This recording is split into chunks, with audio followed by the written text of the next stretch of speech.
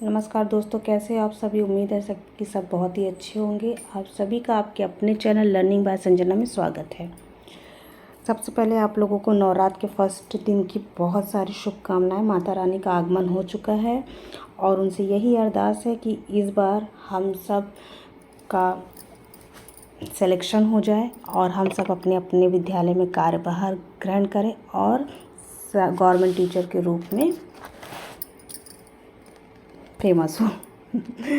चलिए स्टार्ट करते हैं। बंगाल के पटचित्र व कालीघाट शैली। इसका टाइम पीरियड है 1800 से 1930। इसे पटुआ कला के नाम से भी जाना जाता है। पटुआ कला अंग्रेजों के आगमन तथा कोलकाता बसने से पूर्व की है। बांकुड़ा ग्राम पटचित्र के लिए प्रसिद्ध रही। इस शैली का प्रमुख केंद्र बंगाल था। प्रमुख केंद्र क्या था? तो बंगाल था। पटुआ कला का प्रमुख केंद्र क्या था? तो पटुआ कला का प्रमुख केंद्र बंगाल था। इस प्रदेश में स्थित काली माता मंदिर जहां पर लोगों का आना जाना वर्ष भर रहता था। यह चित्र मोटे कागज व दफ्ती पर कपड़ा चिपकाकर टेम्परा माध्यम में बनाते थे, जिनमें प्रायः गर्म व भड़कीले रंगों का प्रयोग होता था। कैसे रंगों का प्रयोग होता था? तो गर्म और भड़कीले रंगों का प्रयोग होता था। और प्रारंभ में इस शैली के विषय धार्मिक थे। धीरे धीरे वहाँ के आसपास के जनजीवन संबंधी विषय भी बनने लगे। और जनजीवन से संबंधित विषय कौन कौन से थे? तो जैसे श्यामकांत बनर्जी का तंत्र योग, वैष्णव पर हास्य व्यंग, बंगाली बाबू का जीवन चरित्र एवं उस पर आधारित घटनाएं आदि। चौथा, संगीत का अभ्यास करते हुए चित्र कालीघाट चित्र शैली की विशेषता बताता है और ये सबसे प्रसिद्ध चित्र है। स्त्री द्वारा भक्त का अपमान ये भी कालीघाट शैली का चित्र है। अब यहाँ के चित्रकार देख लेंगे। केसी घोष, एनसी घोष। कौन? केसी घोष, एनसी घोष, नीलमणि दास, बलराम दास, गोपाल और बैरागी। कौन कौन थे? केसी, एनसी, नीलमणि, बलराम, गोपाल और बैरागी। ये कालीघाट शैली के चित्रकार थे। धार्मिक चित्रों के अतिरिक्त सामाजिक जनजीवन के लोकप्रिय घटनाओं का चित्रण यहाँ पर धीरे धीरे होने लगा और इसी चित्रों को बाजार में बेचा जाने लगा। पौराणिक और धार्मिक के साथ साथ लोक जनजीवन से संबंधित भी चित्रण यहाँ पे होने लगा और इसको फिर धीरे धीरे बाजार में बेचा जाने लगा। तब से ये बाजार शैली नाम से प्रसिद्ध हुई या जाने लगा। इस प्रकार का चित्रण कालीघाट के अतिरिक्त हुगली, मुर्शिदाबाद, मेदिनीपुर और चंदन नगर आदि स्थानों पर होने लगा। चित्रण होने के बाद चित्र को एक घिर्री में लिपेटा जाता था, जिसके बाद उसे खर्रा लिपटवा कहते थे। लपेटने के कारण उसको खर्रा लिपटवा कहते थे। कालीघाट शैली को बंगाल शैली की लोक कला के रूप में जाना जाता है। कालीघाट शैली को बंगाल की लोक कला के रूप में जाना जाता है। बंगाल की लोक कला के रूप में किसको जाना जाता है? तो कालीघाट शैली को जाना जाता है, जिसके मुख्य चित्रकार कौन थे? यामिनी राय। इनके ऊपर कालीघाट का बहुत ज़्यादा प्रभाव पड़ा। इसी कला के अंतर्गत विभिन्न चित्रों के सेट भी तैयार किए जाते थे। जिसे फिरका या फिटका कहते थे। फिरका या फिटका का क्या नाम है? एल्बम को फिरका या फिटका कहते थे। कंपनी शैली में ऐसा काम हुआ है, जैसे यहाँ पे काम हुआ है फिरका वाला, वहाँ भी इस तरह से काम हुआ है कंपनी शैली में। कालीघाट शैली का एक और कलाकार बैरागी था। भारत की प्रसिद्ध कला पत्रिका मार्ग, जिसके संपादक कौन है? मुल्क राज आनंद। मार्ग का एक पूरा भाग जो है कालीघाट के चित्रों को ही समर्पित है। तो मार्ग पत्रिका के संपादक कौन है? तो मुल्क राज आनंद है। मार्ग पत्रिका के संपादक मुल्क राज आनंद है। डब्ल्यू.जी. आर्चर ने कालीघाट पर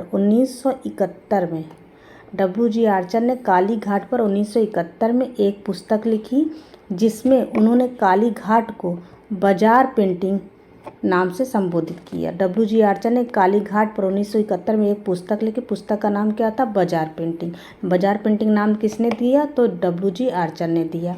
कालीघाट फोक पेंटर्स, ये बुक है Kalighat folk painters 1941, A K. Swami ने लिखी है। Kalighat folk painters A K. Swami ने लिखी है। 24 plates illustrative of Hindu and European manners in Bengal, ये 1932 में श्रीमती एस.सी. बोलनेस ने लिखी है। Drawing and paintings of Kalighat, ये 1941 में मुकुलचंद डे ने लिखी है। अब देखेंगे उड़ीसा के पट्टचित्र। कहाँ के? उड़ीसा के पट्टचित्र। ये 17वीं शताब्दी का है। 17वीं शताब्दी के पश्चात इस शैली का विकास उड़ीसा के पट्टचित्रों के रूप में हुआ। इस शैली पर कालीघाट के पट्टचित्रों तथा कंपनी शैली का प्रभाव परिलक्षित होता है। उड़ीसा पे किसका प्रभाव दिखता है? तो कालीघाट और कंपनी शैली का प्रभाव दिखाई देता है। इस शैली के चित्र भी जगन्नाथपुरी आने वाले पर्यटक तथा तीर्थयात्री खरीद कर ले जाते थे। इस शैली के चित्रों में प्रायः टाट या कपड़े, मोटे कपड़े पर बनाए जाते थे। उड़ीसा शैली के चित्र किस पे बनाए जाते थे? तो टाट या मोटे कपड़े पर बनाए जाते थे, जिनमें चित्र धार्मिक देवी देवताओं के कथानकों पर आधारित था। किस पर? धार्मिक देवी देवताओं के कथानकों पर आधारित था। उड़ीसा का जगन्नाथ मंदिर कृष्ण तथा बलराम, किसका? कृष्ण, बलराम तथा उनकी बहन सुभद्रा को समर्पित है। यह शैली आज भी लोग प्रिय बनी है। जगन्नाथ में लकड़ी की मूर्तियां प्राप्त हुई हैं और जगन्नाथ मंदिर को क्या कहते हैं? जगन्नाथ मंदिर को व्हाइट पैगोडा के नाम से जाना जाता है। ब्लैक पैगोडा के नाम से किसको जानते हैं? तो ब्लैक पैगोडा के नाम से कोणार्क को जानते हैं, कोणार्क को। और गोल्डन पैगोडा किसे कहते हैं? गोल्डन पैगोडा, ये क्वेश्चन मार्क है, ठीक है, बताने के लिए। और ये जगन्नाथ मंदिर के कृष्ण, बलराम और उनकी बहन सुभद्रा की जो मूर्तियाँ बनी हैं वो लकड़ी से बनी है। किससे बनी है? लकड़ी से। और लकड़ी भी नीम की लकड़ी से इनकी मूर्तियाँ बनी हुई है। नीम की लकड़ी से मूर्ति बनी हुई है। यहाँ पर अंग्रेज़ों का जाना वर्जित है। यहाँ पर अंग्रेज़ों का जाना वर्जित है इस मंदिर में। नेक्स्ट है तंजौर के पट्टचित्र। तंजौर के पट्टचित्र। तंजौर तमिलनाडु के चेन्नई से 30 किलोमीटर दूर स्थित है। तंजौर प्राचीन काल में ही कलाओं का संबंधित केंद्र रहा है। चोल राजाओं के समय यहाँ पर पर्याप्त उन्नति हुई। यहाँ पर धार्मिक परंपरागत विषयों के चित्र परंपरागत शैली का आधार लेकर निर्मित किए गए। यहाँ की कला परंपरागत शैली का आधार लेकर निर्मित किए गए और चित्रकला के साथ साथ शिल्पकला में भी यहाँ महत्वपूर्ण स्थान रहा। यहाँ पर चित्रों में सोने चांदी के बहुमूल्य रत्नों से सुसज्जित किए जाते थे। यहाँ के चित्र जो है सोने चांदी के बहुमूल्य रत्नों से सुसज्जित किए जाते थे। तंजौर ललित कलाओं तथा शिल्प सामग्रियों के विकास के लिए प्रसिद्ध रहा। इनमें हाथी दांत का काम, रेशमी वस्त्र तथा पीतल के अलंकृत नमूने आदि हैं। यह शैली मुख्य रूप से लोक कला के रूप से जुड़ी हुई है। इस शैली में बाद में अन्य उदाहरण जैसे ग्लास पेंटिंग के रूप में अभ्रक के चित्रों पर दिखाई पड़ते हैं। तंजौर शैली की पहचान है। क्या पहचान है? तंजौर शैली की पहचान ग्लास पेंटिंग है। राजस्थानी व पहाड़ी राज्यों में कला की स्थिति और कलाकार की स्थिति ठीक न होने के कारण एक नई शैली का जन्म हुआ, जिसको तंजौर शैली व मैसूर शैली कहते हैं। तंजौर ग्लास पेंटिंग के लिए प्रसिद्ध है और भारत में सबसे पहले ग्लास पेंटिंग का प्रयोग किसने किया? तो के.जी. सुब्रमण्यम ने किया। किसने? के.जी. सुब्रमण्यम ने किया। के.जी. सुब्रमण्यम ने किया। तंजौर शैली के चित्रकार जय पराजय विजय का नाम आता है। इस समय के चित्रकारों में हाथी दांत व लकड़ी के पत्रों पर नक्काशीपूर्ण कार्य किए जाते थे। इन पटरियों पर देवताओं के चित्र मुख्यतः अंकित किए जाते थे। पटरियों पर किसके चित्र अंकित किए जाते थे? देवताओं के, जिनमें कृष्ण के बाल रूप के चित्र सर्वाधिक है। माखन लिए हुए बाल कृष्ण इस शैली का प्रसिद्ध चित्र। कौन सा प्रसिद्ध चित्र है? तो माखन लिए बाल कृष्ण तंजौर शैली का प्रसिद्ध चित्र है। अब देखेंगे भारत में विदेशी कलाकारों का आगमन। अब भारत में विदेशी कलाकारों का आगमन कि कैसे विदेशी आए, क्या क्या किए, अब ये कलाकारों के बारे में हम देखेंगे। तो भारत में विदेशी कलाकारों प्राचीन युगों से आते रहे हैं। भारत में विदेशी कलाकार जो हैं वो प्राचीन युग से आते रहे हैं। अब इनके आने के बाद ही कंपनी शैली स्टार्ट होगी, जिसका प्राचीनतम उदाहरण गांधार शैली है। प्राचीनतम उदाहरण क्या है? गांधार शैली। यूरोपीय चित्रकारों की बड़ी संख्या में भारत में आगमन 18वीं शताब्दी से आरंभ हुआ। भारतीय शासकों ने भी इन चित्रकारों को यथार्थवादी शैली में अनेक चित्र बनाए। भारतीय शासकों ने भी इन चित्रकारों से यथार्थवादी शैली में अनेक चित्र बनाए, जिससे इन चित्रकारों का बहुत आर्थिक लाभ हुआ। इन चित्रकारों का समय 1760 से 1900 यानी 18वीं से 19वीं शती है, जिनमें सबसे पहले कौन थे? Tilly Kettle. सबसे पहला नाम देखेंगे टिली कैटल, 1779 में टिली कैटल। फिर जॉर्ज विल्सन, कैथरीन, मिस्र Isaac Alefounder, Arthur William Devis, Thomas Daniell, William डेलियन और अगस्त शोप्तो, इतने लोग विदेशी कलाकार जो हैं वो भारत आए थे। यूरोपीय चित्रकार भारत आए थे ये सारे। उपरोक्त चित्रकारों में डेनियल चित्रकार का नाम विशेष आता है। किसका? डेनियल चित्रकार का नाम विशेष रूप से आता है। थॉमस डेनियल और विनियम डेनियल दोनों क्या थे? रिश्ते में चाचा भतीजे थे। वहाँ एनसी घोष और केसी घोष क्या थे? तो वो दोनों भाई भाई थे। और जल रंग की खोज भी इन्होंने ही की थी, विल्सन ने। इन्होंने भारत में भी 1785 से 95 तक के मध्य भारत में रहे। ये दोनों 1785 से 95 तक भारत में रहे तथा विभिन्न स्थानों का भ्रमण करते हुए चित्र निर्मित किए। भारत में रहते हुए इन्होंने भारत के विभिन्न स्थानों का भ्रमण किया और चित्र निर्मित किया, जिनमें दृश्य चित्र के क्षेत्र में इन दोनों ने विशेष योगदान दिया तथा इन्हीं के द्वारा सर्वप्रथम भारत में जल रंग तकनीक का श्री गणेश किया और साथ ही जल रंग की एक्वाटिन पद्धति का प्रारंभ भी इन्होंने ही किया। जल रंग की एक्वाटिन पद्धति का प्रारंभ किसने किया? तो डेनियल ने किया। ब्रिटिश चित्रकारों में एमिली ईडन, ऑगस्ट शोप्तो ने पंजाब में भी चित्रांकन किया। यह लाहौर के राजा रणजीत सिंह की छवि बनाने का सर्वप्रथम अवसर भी इनको प्राप्त हुआ। अब देखते हैं अगस्त शोप्त के बारे में। किसके बारे में? अगस्त शोप्त के बारे में। अगस्त शोप्त का टाइम पीरियड क्या है? 1809 से 1880। अगस्त शोप्त का टाइम पीरियड 1809 से 1880। अगस्त शोप्त हंगेरियन चित्रकार थे। शोप्त के पितामह जर्मनी में पैदा हुए थे, पर वे हंगरी में आकर बस गए थे। वह पेस्ट नामक नगर में थे। जिस गली में रहते थे वह आज भी चित्रकारों की गली के नाम से प्रसिद्ध है तथा उनका घर 7 उल्लुओं के घर के नाम से जाना जाता है। किसका? अगस्त शोप्तो का घर। शोप्त ने महाराजा रणजीत सिंह की छवि बनाई थी। महाराजा रणजीत सिंह की छवि किसने बनाई थी? तो शोप्त ने बनाई थी, जिसमें वह कोहिनूर का मुकुट पहने हैं। कौन? रणजीत सिंह कोहिनूर का मुकुट पहने। ये चित्र किसने बनाया है? तो शोप्त ने बनाया है। किसने? अगस्त शोप्त ने बनाया है।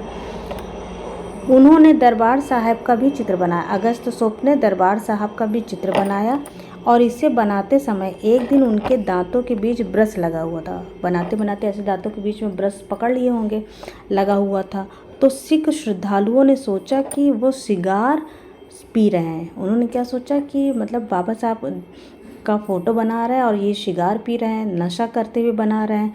तो ऐसा समझ करके उन्होंने शोप्त को पीटना स्टार्ट कर दिया और इतना पीटा कि वो बेचारे मरते मरते बचे। फिर वहाँ से वो भाग निकले। फिर 1880 में 71 वर्ष की आयु में लंदन के एक पागल खाने में इनकी मृत्यु हो गई। लंदन के पागल खाने में इनकी मृत्यु हो गई थी। और मुग़ल में कौन ऐसा चित्रकार है जो पागल होकर के मृत्यु हो गई थी उसकी? तो दशवंत की। कौन? दशवंत की। अवध के नवाबों का व्यक्ति चित्र तैल रंग में टिली कैटल ने बनाया। अवध के नवाबों का व्यक्ति चित्र तैल रंग में किसने बनाया है? तो टिली कैटल ने बनाया है। अब देखते हैं कंपनी शैली। अब कौन सी शैली? कंपनी शैली। कंपनी शैली जो है मुग़ल तथा यूरोपीय का मिश्रण है। कंपनी शैली मुग़ल तथा यूरोपीय का मिश्रण है। मुगल एवं राजस्थानी साम्राज्यों में समाप्ति के बाद वहाँ के कलाकार भारत आए और अन्य अलग अलग स्थानों पर चले गए। इसी श्रृंखला में कुछ कलाकार नवाब मुर्शिदाबाद नवाब अली वर्दी खां के शरण में पहुँचे, क्योंकि तत्कालीन समय में वहाँ की स्थिति मजबूत थी। कहाँ की? मुर्शिदाबाद की। कलाकारों ने लगभग 30 वर्षों तक वहाँ कार्य किया, किंतु 1757 के लगभग नवाब की मृत्यु हो जाने के उपरांत 1757 में नवाब की मृत्यु हो जाने के उपरांत मुर्शिदाबाद छोड़कर पटना के अजीमाबाद में आ गए थे। ये सब जो कलाकार भाग के आए थे, तो 1757 में नवाब की मृत्यु हो गई, तो उसके बाद ये मुर्शिदाबाद छोड़ के पटना के अजीमाबाद आ गए। पटना का पुराना नाम क्या था? तो अजीमाबाद। मुर्शिदाबाद के पश्चात पटना ही यूरोपीय शासकों का व्यापारिक केंद्र था। कौन केंद्र था?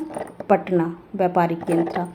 उस समय भारतीय चित्रकारों पर यूरोपीय सत्ता के हस्तक्षेप के कारण भारतीय कलाकारों ने यथार्थवादी शैली का प्रभाव पड़ा। इस प्रभाव के आदान प्रदान तथा यूरोपीय सत्ता के परिश्रय से भारत में पनपी कला को भारतीय कला इतिहास में कंपनी शैली के नाम से संबोधित किया गया। कंपनी शैली का नाम 18वीं शती में मुगल और यूरोपीय शैली के मिश्रण से माना जाता है। 19वीं शती के उत्थान का समय रहा। कंपनी शैली का उत्थान या चरमोत्कर्ष का काल कब रहा? तो 19वीं शती रहा। उस समय पटना अंग्रेजों का व्यापारिक केंद्र बन गया था। इसी कारण इसको पटना शैली भी कहा जाता है। कंपनी शैली के अधिकतर चित्र किस में बनाए गए हैं? तो कंपनी शैली के अधिकतर चित्र जल रंग में बनाए गए हैं। व चित्रों के पार्श्वभूमि में, यानी इसका बैकग्राउंड जो है वो सीपिया रंग से है। सीपिया रंग के विभिन्न टोनों में बना हुआ है। जल रंग के अतिरिक्त यहाँ पे तैल रंग का भी प्रयोग हुआ है। कंपनी शैली के चित्रों में मुख्य विषय थे। क्या क्या कंपनी शैली के चित्रों के मुख्य विषय थे? कंपनी अधिकारियों के तत्कालीन जीवन, मछली बेचने वाले, पतंग वाला, लोहार, विक्रेता, साधु, सन्यासी, फकीर, किसान, कुर्सी पर बैठे हुए, बग्घी की सवारी, ये सब जनजीवन से संबंधित इनके चित्र थे। अब कंपनी शैली के मुख्य चित्रकार देख लेंगे। सेवक राम 1770 से 1830 तक, हुलास लाल। बांकीपुर में लिथोग्राफी की प्रेस किसने लगाई थी? तो हुलास लाल ने लगाई थी। झुमक लाल, फकीर चंद, शिवलाल, शिवदयाल और तूनीलाल। क्या नाम है? ये कट गया है। तूनीलाल। फिर है बंसीलाल, मुकुंद, गोपाल, डल्लू, लालचंद, गोपाल, केहर और अंतिम चित्रकार ईश्वरी प्रसाद। ये कौन थे? ये अंतिम चित्रकार थे। और महिला चित्रकारों में दक्षो बीबी और सोना बीबी, ये दोनों क्या करती थी? ये दोनों उत्सवों के चित्र बनाती थी। अब महत्वपूर्ण तथ्य देख लेते हैं। कंपनी शैली के महत्वपूर्ण तथ्य देख लेते हैं। कंपनी शैली का सर्वश्रेष्ठ कलाकार कौन था? सर्वश्रेष्ठ कलाकार कंपनी शैली का कौन था? तो सेवक राम। सर्वश्रेष्ठ कलाकार कंपनी शैली का कौन था? सेवक राम। जबकि कंपनी शैली का अंतिम चित्रकार पूछे तो ईश्वरी प्रसाद है। कंपनी शैली में शिवलाल हाथी दांत पर चित्रण कार्य करने के लिए प्रसिद्ध थे और डल्लू राम भित्ति चित्रकारी के लिए। शिवलाल हाथी दांत के लिए, डल्लू राम भित्ति चित्रकारी के लिए। कंपनी शैली के चित्रों की सामान्यता माप 8x6 इंच थी। 8x6 इंच थी और बड़े चित्रों की माप 22x16 इंच मानते हैं। कागज के साथ यहाँ अभ्रक के पत्रों पर भी चित्रकारी की गई है। और यहाँ चेहरे कैसे बनाए गए हैं? तो चेहरे 1.5 चश्म बनाए गए हैं। चेहरे कैसे बनाए गए हैं? तो चेहरे 1.5 चश्म बनाए गए हैं। सवा चश्म कहाँ पर है? तो सवा चश्म हमारा पाल, जैन, अभ्रंश में है। 1.5 चश्म कहाँ है? तो 1.5 चश्म हमारा कंपनी शैली में है। 1.25 चश्म कहाँ पे है? 1.25 चश्म ईरानी में है। और जोगीमारा में क्या है? जोगीमारा में सम्मुख है। और 1 चश्म कहाँ है? मुगल, पहाड़ी और राजस्थानी, यहाँ पर 1 चश्म बने हुए हैं। ठीक है। अब देखेंगे company painting, Indian painting of the British period. Company painting, Indian paintings of the British painting, ये WG आर्चर की पुस्तक है। इस शैली के चित्रों की प्रविधि या तकनीकी क्या थी, तो कजली से आई। बाद में यूरोपीय प्रभाव के कारण रंगीन चित्र भी बने और वैज्ञानिक परिप्रेक्ष्य का आधारित चित्रांकन भी हुआ।